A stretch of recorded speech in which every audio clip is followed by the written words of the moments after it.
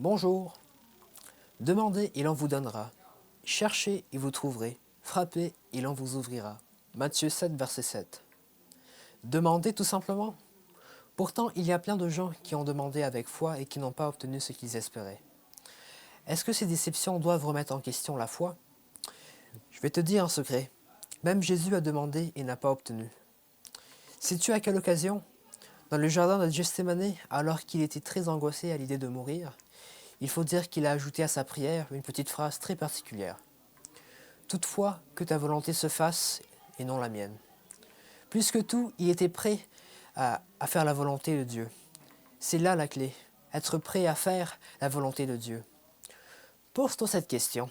Obtiens-tu toujours tout ce que tu désires de la part de tes parents? Personnellement, lorsque j'étais enfant, cela n'a pas été le cas. Et aujourd'hui, mes enfants pourraient te dire qu'ils obtiennent pas toujours ce dont ils me demandent.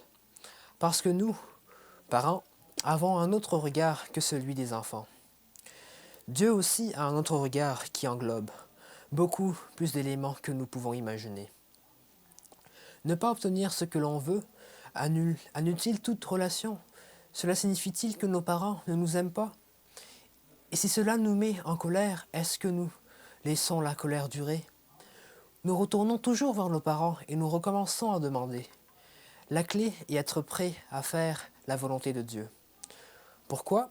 Parce que je sais que Dieu m'aime, qu'il est bon, qu'il ne fait pas de caprices, mais il veut le meilleur pour moi, pour ses enfants. Avec le temps, souvent on comprend la réponse de Dieu et on la trouve correcte. Et on découvre que la foi en lui se renforce, non pas parce qu'on a obtenu ce qu'on voulait, mais parce qu'on a eu la réponse correcte, celle qui montre que Dieu veille. Extrait de Guylaine Musquet. Bonne journée à tous.